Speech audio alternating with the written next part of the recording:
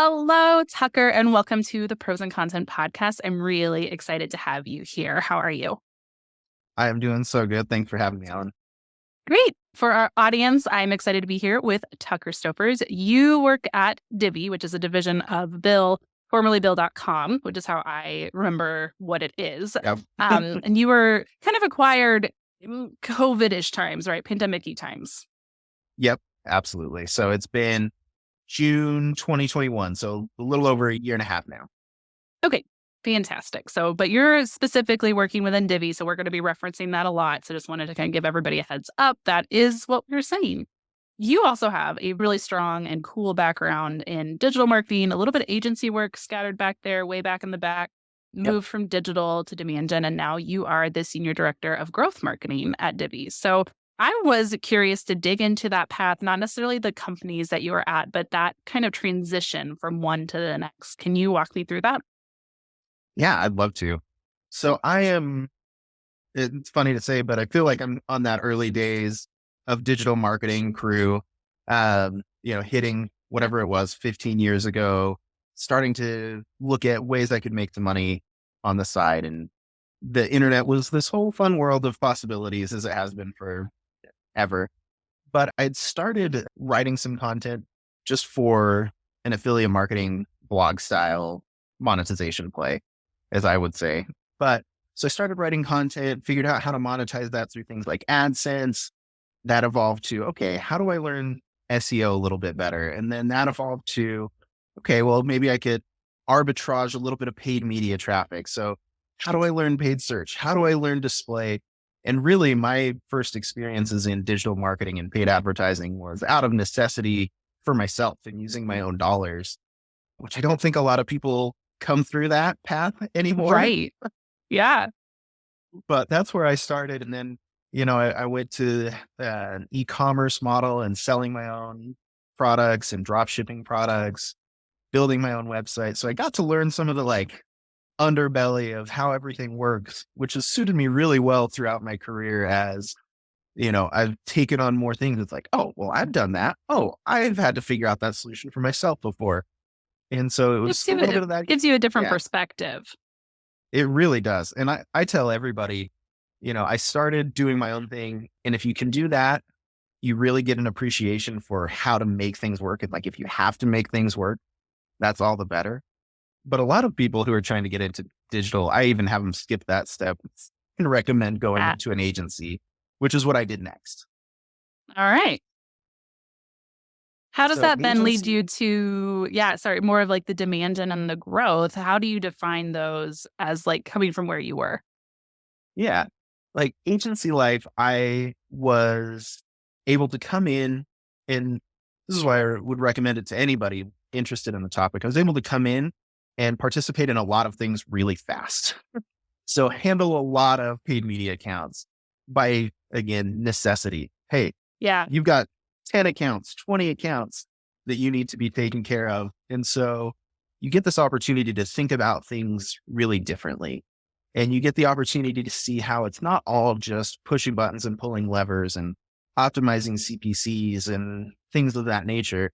You have to learn to take it one step further in understanding the business's objectives. So a lot of times for an e-commerce business, it's really straightforward. You need to be producing a profit out of this. So you can sell a product at X. It can only cost you Y to get there.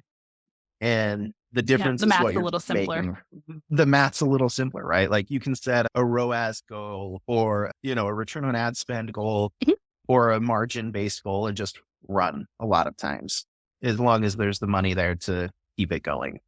Yeah. When you get into B2B, I learned the tough lesson that's not always the case, that it's not always just as simple as dollars in versus dollars out reported on the platform, because you've got a few different layers and a few different problems you have to deal with there. The first one that hit me really hard and fast was this offline conversion shift, where e-commerce is great because the dollars change hands, the transaction is all digitally, and you can track from beginning to end. So you know exactly what happened. The dollars are there. You know exactly how much it's worth to you and your business.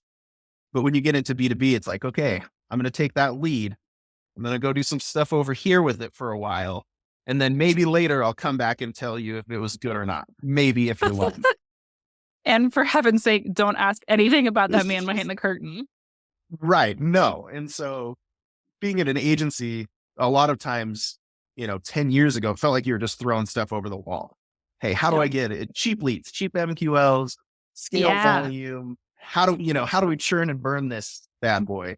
And so through experience, and I worked as both kind of a tactician and an account manager. And eventually you just start learning from those conversations like, oh, not all leads are created equal. And then businesses have different product lines and different sales teams that they need to feed. And so sometimes, you can't sell more of product A, but you need to sell more of product B to keep these mysterious people behind the curtain happy. And so Mhm. you start unpacking that there's like, oh, there's more and more to this whole marketing thing than just driving strictly by the metrics. And so, I used to talk a lot about being, especially when I was specifically in performance marketing, I was always a data driven marketer. Everything is by the books, by the numbers. That's it. End of Mhm. story. And I like to think that I've evolved to more of a data informed marketer.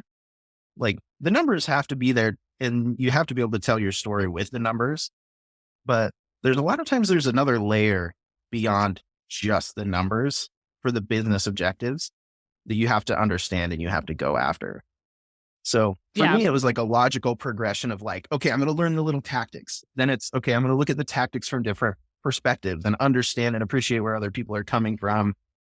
Then that evolves to like, okay, if it's not as cut and dry as, a swipe of a charge card and there's weeks, days, weeks, months of conversations happening after a lead is generated before it turns into revenue, like you really have to understand the business. And that's how I kind of transitioned from my own scrappy stuff to doing B2B growth at you know, a big fun Yeah. publicly traded company. Yeah.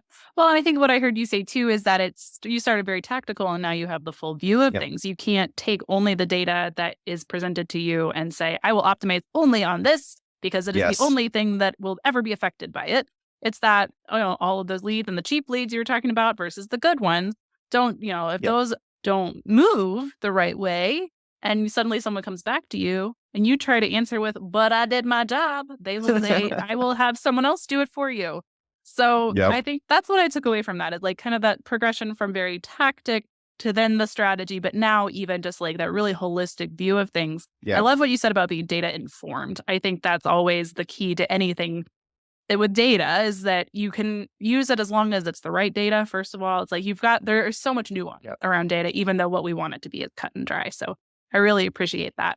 Can you go into a little bit about what you're doing at Divvy? What, as a growth marketer, are you really focused on? And what would some of those overarching business goals be for you? Yeah. So the evolution of my time at Divvy has actually also, to me, felt really like a good linear progression.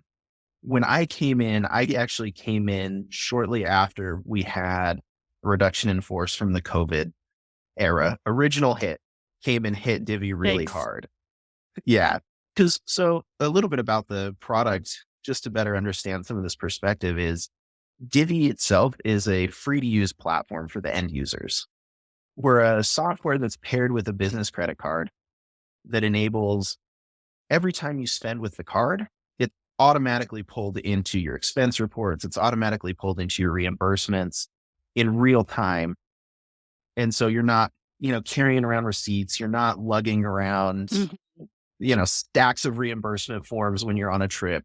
It's all just magically connected. And that's the magic of what makes Divvy, I think, the next step in spend management. But because of that, we get the chance to have a cool business model in that we don't have to charge for the software because we make our revenue off the transaction fees of the charge card. Nice. With that, it's free to the end user. We're just taking that sliver that they never see. And so we get to come into every conversation as, hey, this is free for you to use. We Right. want to help you streamline your processes. We want to help you save time and all of these fun marketing messages that we get to capitalize on.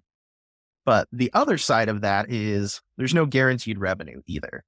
Right. When you sign a big juicy SaaS contract, theoretically, it doesn't matter if the customer uses it or not. Like your deal's In locked fact, in, your revenue is on the books for 12 months. right. It's like, in fact, that's where oftentimes we see SaaS fall down is like, well, the Yes. money's through.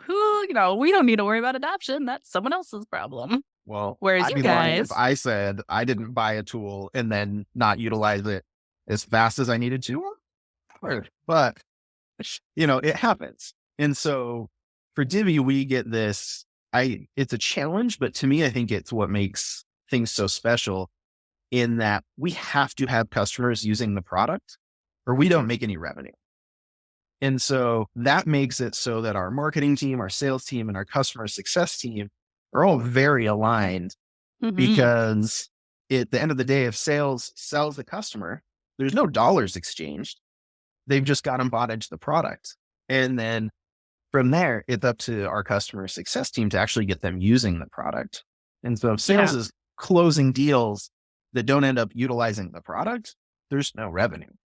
And so yeah. we've got like this extra step in the revenue cycle. But when people say get terrified of a global pandemic, they stop spending for a I was second and they okay. see So what I happens. wasn't like, there is a loaded question here, which is that I think a lot of marketers right now are feeling the pressure to do more with less, but Yep. their budget is somewhat more guaranteed because of the Yep. aforementioned 12-month contracts. So Yep. your future really will depend on making sure people continue to spend. So how is Divvy shifting when not only are you might be seeing it in your own sales cycles that people are pulling back, but then anybody who you do have likely also is pulling back. Yep. What's the plan here? Exactly. It's a great question. To me, it is all about alignment and good communication throughout. And that's again how I kind of started expanding my scope and expanding my scope because once a lead came in, I didn't want to let it go yet because I wanted Mm, it to see it turn into a good opportunity. So I crept a little bit further there. But then once an opportunity closes, it's like, well, I still need them to spend money. So I had to creep in a little bit further into that and look at the customer marketing cycle and the onboarding cycle because there's still no revenue until they start using it. And then there's no guaranteed revenue ever. And right. so I need to keep them using it for a long time. Um, so at Divvy, I've been very fortunate in that I've had the opportunity to be at a company that's willing to invest a lot in human resources. And so our Nice. customer success teams and our implementation teams are very much invested in the success of the customer. And so from a marketing standpoint, we work really closely with sales, customer support, and customer success to say, how do we stay in contact with them? How do we keep them engaged in the product? And so there's a lot of human resources. Hey, let's set up a webinar for customers and then help all of our customer success managers promote that to their book of business. Like a Right. lot of that. And then the inverse is we get their benefit of insights from when they're actually talking to customers or talking to prospects that we want to pull back and then try and scale. So, Hmm. hey, we'll help you with your one-to-one interactions as much as possible.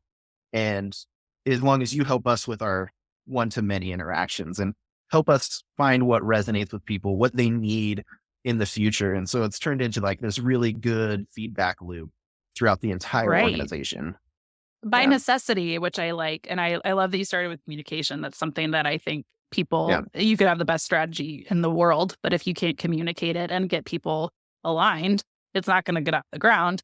So I like that too. But I think I was about to ask you, like, oh, so it's like a big ABM play because you were talking about one to ones. It's like, well, that can't be right because you need it to scale. And Yep. then right at the very end, though, it sounds like you're just describing this wonderful symbiotic. And I guess that's the true flywheel idea is that Yep. you're learning from your customers in order to get more customers, in order to learn from your customers, to get more customers. So I like that. I like that a lot. I think that's really cool. How are you thinking about that from a customer journey standpoint then? That's a good question. I think really the communication and alignment is like the fed horse I'm going to keep feeding throughout this conversation in that Okay. it has to be regular and it has to be aligned. I can't have our top of funnel messaging be completely different from the messaging they're getting after. after they become a customer, after they start using the Mhm. product. And that's multifaceted in it can't look different. It can't sound like it's from a totally different company.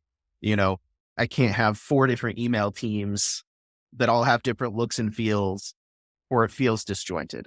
And Right. so we try to have a very consistent voice and message. We've again been blessed with very strong content marketers and very strong copywriters that can touch all of these things. I've got people on our content marketing team who will be writing social ads in the morning, writing content for slides for thought leadership webinars in the afternoon, and writing, customer support emails in the evening. And because of that, they also get the full picture of that continuity we're trying to pull throughout that customer life cycle. And Mhm. so whether it's paid media, whether it's our in-product display ads, whether it's our organic social or our, paid search ads, everything that pops up, it's got a similar voice. We're talking about the same things and we're speaking to our customers in the same way. Yeah. So it sounds like your paid media strategy when it comes to the look and feel or the messaging that you're using isn't going to be very different than your organic. Yeah, it's really similar. We're just trying to use as much insight as we can from whether it's audience data, like how they've interacted with us in the past, or whether it's platform level, like firmographic or demographic data. We try and use whatever inputs we can and then speak to the point of the process that they're in. But I think it all comes from the same perspective, which is nice. Mhm. Is there a way that those 2 strategies would differ from your paid to your organic? It's a good question. We do keep a lot of our organic higher funnel is how I would probably describe it. Mhm. So still using our organic to promote top, middle, and bottom of sales funnel activities. So things like we've got a Forrester TEI report that we had done last year that's got great stats and fun takeaways that is probably more geared towards that person lower in the consideration funnel or Sure. the buying stages. But it's still great to throw that out there on social and say, hey, we found that Divvy can save you X number of hours a month. And even if you're a little higher in the process, maybe that gets you thinking. But our paid, we can be a lot more tactical, knowing, hey, they've engaged with this type of content, or they're an open opportunity that is in a certain stage. And we know, okay, it's time for customer success stories. It's time for hitting them with that Uh-huh. full TEI report. It's time to build trust and to kind of illustrate that social proof in a little bit different way than at the top of the funnel, where it might be a little bit more flexible. It might be a little bit more lighthearted, if you will, in that Right. it's, we're just throwing some lines into the water and see what works versus Yeah. We we've need to got remind somebody on you the hook. there you go, yeah. We need to remind you Yep. exactly how much you hate these expense reports, and then we'll talk to Mhm. you about how much time they save you. Right, right, right, right, right. Well, that's Yes. really yeah, that's cool. I like that I think it's a really mature way to market is to make sure that's all aligned and that's all really informing from one side to the next, and that you're not looking at paid just as a way to bring in any eyeballs, but to actually get your content, the right content in front of the right people, is what that sounds like to me, at least. Yeah, no, it's a big part of it. And one thing I didn't even mention, and everybody who's listening who's in B2B has this problem with, okay, how do I speak to the different people inside the buying committee? And in a lot of places that I've been or I've worked with, a lot of that's just about seniority. Like, oh, Mhm. CEO, let's hit him with some official reports. And, maybe it's that frontline tactical marketer or content producer or whatever that we're just talking about how it benefits them at the end of the day and how we can give them time back or how we can make them look better in their career or whatever the case is. I've learned a lot here at Divvy about speaking to different functions in the buying committee as well. So where we're expense reports and reimbursements primarily, that's a very heavy accounting role.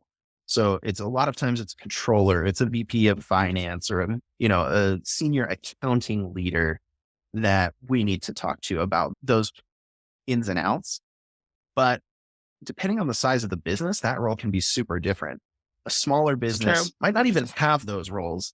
And you're just talking to a CEO, founder, business owner who's got 25, 30 employees and outsources their accounting. The message for them is very different. It's about getting Mhm. back to running the business, not dealing with the minutia, where an accountant, the minutia is the business to them. That's how they Right. affect change. And so it's not just different ways of illustrating the data that you need to be cognizant of.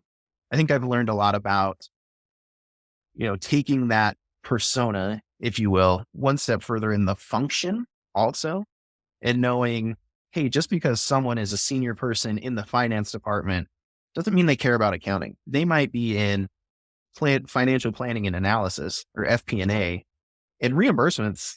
They never even talk about reimbursements. So why does an ad about saving hours a week on Right. reimbursement mean anything to them? It means nothing. Their whole thing is about forecasting and future and spotting trends. And so Divvy might not be even a good option for us to market to them. And so we have to keep that in mind. And as we're picking the buying committees, as we're selecting our audiences and things like that, as we're building our email lists, and we start getting that enriched data on what titles people are and what roles they're in, like, Mhm. oh, it's a lot. And we may need to really drastically change our approach, even though it's the same message at the end of the day. Right. Yeah, it's something that you still want to impress upon people, but it is kind of a hazard, right? I think, and I feel this Yep. a lot being a marketer who markets to marketers, is that you Yep. could be a digital marketing person and have 18 different things under your purview. Yep. Maybe what I'm trying to ask you to do. So yeah, like you said, taking that It next. doesn't mean anything to you. Yeah, yeah, sometimes, like, Yeah. especially the term growth marketer, like, I've been Yep. looking at job descriptions just trying to understand kind of how people are seeing this idea of growth, and there was one where it's like, "That's what I was doing as a marketing manager, but there's a bit of a data focus to it, and there's this and there's that." Yep. And I think that's yeah, it's definitely something that it can inform a lot more of your strategy if you're really digging into that and getting that next level of data, so that's really cool. Yeah. Kind of Marketing to and along marketers. It's the dream, but it's also the nightmare, I feel like. So it's good oh for my you. gosh. We'll have a whole episode on imposter syndrome later. It'll be great. Love it. But I was curious a little bit too. So I know we hit a bit earlier on the pandemic and how that's going to shift and change. And I think we're Yeah. also heading into a recession now. Probably not an economist. Please don't anybody publish what I'm Yep. saying.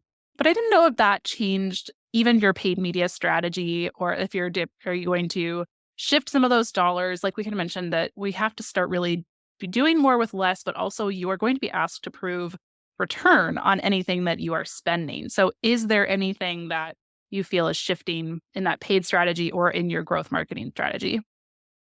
There definitely has been shifts in our approach with our organic marketing strategy, our paid strategy, and our customer communication across the board.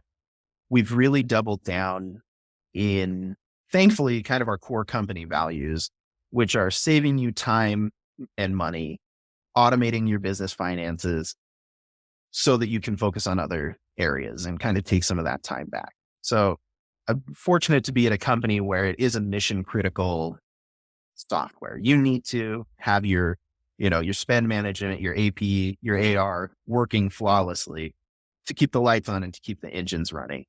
And so Divvy has been like this since day one. We were acquired by Bill, who shares that same philosophy about, empowering the accounting team. And we've recently had Finmark join us through another acquisition, and their mentality is the same way. And so we're really just looking to say, okay, what messages are resonating? Oh, perfect. It's already, what we're talking a lot about with save time, save money, do more with less, which is something that we're trying to embody internally as well as we see what shakes out there in the market. But how can you do more with less? And is it hiring another person to the accounting team, or maybe getting a software that can be more cost effective, automate Right. that, and just give you give you that headspace, or that head count, or that cap space to put in other places. So we've seen that work really well. We didn't necessarily see the data tell us to stop pushing as hard on the really heavy growth messaging that Okay. we have seen success with. But we have consciously pulled that back a little bit as well, just trying to be conscious of, the environment and making sure that we're not sending weird signals there. We want to meet these businesses where they're at. Yeah, you're trying to read the room. You can't go out Yeah, saying trying to read everyone's the going to room. have, yeah. We kind Yep. of know at this point, nobody's going to have unlimited budget and that you will be thinking really critically about where any of your budget is going to go in the next 12 to 24 months. So I do want to say, so I think we've got a blog post coming out here at Notch here. And I know that you've got some background in performance and paid. So I want to see the reason I'm going to ask you these kind of quick fire, I'm going to say like reactions to some things you can track because I think this is what will really tie it all back to growth marketing. And I think this is Love it. stuff that people don't always get 100% right, which is why we're hoping to kind of surface these ideas and help people move a little bit further down that maturity with your data and your reporting. So, how would you say, how do I want to phrase this? How important is it for people to track conversions off of their paid media? 100% important. No, that's always a great question. And being in the agency space and doing consulting for a long time, I always was shocked at how many companies were not tracking at least one or two steps down the funnel as well. A piece of advice that I recently gave someone is, not all MQLs are created equally. And so that first layer of conversion tracking of just, hey, did they fill out the form? Did they request the demo?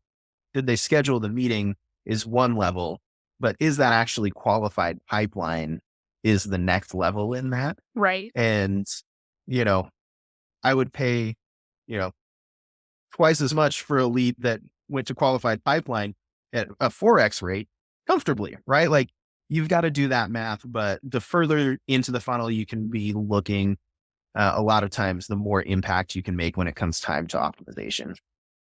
Okay, so this is why I wanted to talk to you about this because I have 5 things I wanted to ask you about, and you just hit on 3 of them in the same answer, which is incredible. It's a I'm so ranty. yeah, no, it was perfectly summarized, and I will just to let everyone, like the audience, know too. It's like so conversion tracking. What you described is like, okay, they've made it to your landing page. What happens next? You also need to know then your conversion rate, which you mentioned. Like you would rather have one lead that definitely converts versus 2 that might. And then that the low cost per click or your low cost per lead, whatever that might not be the end goal. As you said, you'd gladly pay more as long as it was a higher guarantee to actually turn into business. So, right off the bat, almost like I don't actually know a good I love it. or sports metaphor for how that works, but maybe it's like 3 out of your 5 PKs since we just came out of the World Cup. Ooh, That's not bad. I love it. Top of my head. Topical. That's good work. Woo. That's good work. Thank you. Thank you. So the other 2 then that I wanted to bring up is how these might fit in with retargeting and Yep. how you would use that. And then the second one is keyword monitoring. So I don't know which Okay. of those you want to kick on first. I'm going to take remarketing and take it out one like half step to just Love it. take a second look at your audiences. So both what you're Hmm. targeting and what you're remarketing to. A lot of times, especially if you haven't been in there really aggressive with it, like you've been in a really heavy growth environment. And so you're always just pushing for more and more. If you haven't been in there trimming things out in a while, you can find some good opportunities. So for remarketing to start, excluding things like login page visitors or career page visitors or, maybe less topical content pieces. Mm, Those might be signals that those are not your most effective audiences. Maybe they're looking for a job. Maybe they looked at your press page and they're just, they're a reporter or a salesperson looking for contacts. That's one of the, I think, lower hanging pieces of fruit from a remarketing side is just like double check the pages that you're visiting. You might have some opportunity to pair things back there. If you're really in looking to make some deeper cuts as well, take that and flip it and say, hey, what are the most important pages to me? Did they look at our pricing page? Did they look at 2 feature pages? Make the threshold to get into those lists a little bit higher could be kind of the next step after just trimming the fat of careers pages and press pages, things like that. So I think that's a yeah. big one for remarketing. I think that's smart. It's, I think, really good kind of blanket statement there at the beginning. Someone who's going to log in is likely already a customer or, Yep. has been, depending on your line of business, I would say for Divvy, it means they're probably using your software. For Notch, it would mean the same thing. So Yeah. understanding just how people are using your website to a certain extent and that you're not going to spend, throw money after people you've already convinced. And then the other half of that too is understanding the pages that really signal high Yeah. interest or high intent. We like to call these high value actions at Notch. Demo page is a perfect example, or Yep. pricing page, something where they're really showing you the parts of their website that they're on are those super bottom of funnel. They're looking around to they're mentally spending their money if they're on those Yeah. pages for you. So how do you make sure you don't miss those and or bring them back in, whatever that might be? So I do think it's really important to find those pieces that convert for you in whatever that might be. I like to think of it too, just as from my own work. I work a lot, I sit kind of in this middle spot of the funnel with my podcasts and my virtual events, Yep. and I need to be moving people through. It's not very often that you'll see someone come through and say, I heard exactly one podcast episode and I'm convinced, here is my money. But it is showing up like in our Notch data in the middle. It's showing up where Yeah. people will say, I'm going to listen to an episode or two, and then I'll move on to a case study. That's one of the ones we then use is like, hey, we can see that this case study is what people go on then to convert. Love So the that. more journeys we can get with those case studies, the more we can start to fine tune that and really move that through. So I like that. I like this frame of the retargeting that you put this in. That helps a lot. So Yeah. the last one, and I will say too, I know hardly anything about keyword monitoring because that's just never been where I play. But Yep. seems like there might be some good opportunities to tie that back into growth as well. And not to put words in your mouth, but I do wonder if it's similar to conversions to where you need to just kind of take that next step, understand what are they doing for you. No, you nailed it. And I think it's similar to both our previous question, conversions and audiences. We're talking paid search.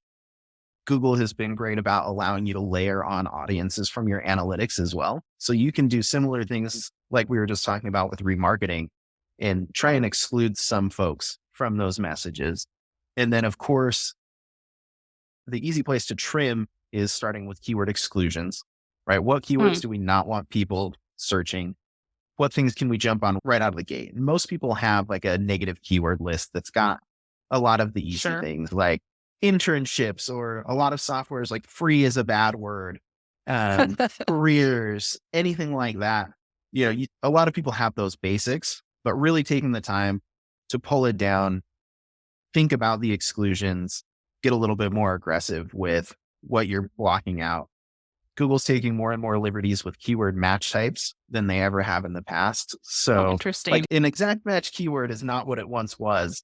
No matter how strict you try to get with them, they're going to take some liberties and branch it out a little bit into things that they think are related. So the better you can do about getting really specific with your negative keywords and making sure that you're bundling your themes appropriately is going to be big. And then bringing back to one of the main themes that we've carried through here of just understanding your business objectives and knowing, again, hey, just because this campaign is driving leads at a better rate, just because this keyword is driving, opportunities at a better rate, does that mean it's turning into revenue? And so taking the time to ensure you've got good tracking through the funnel. And so that's making sure your offline conversion data is there. And for those, in the paid search world and doing this every day, that's making sure that your G-Clids are making it into your CRM. And then that data is making its way back into Google. You've got to have the feedback loop with all of your vendors, just like you do internally, if you want any of these programs to be successful. Google Ads isn't just the guaranteed channel that it Of course. once Yeah. been, right? Nothing's as greenfield when it comes to Right. digital as it used to be.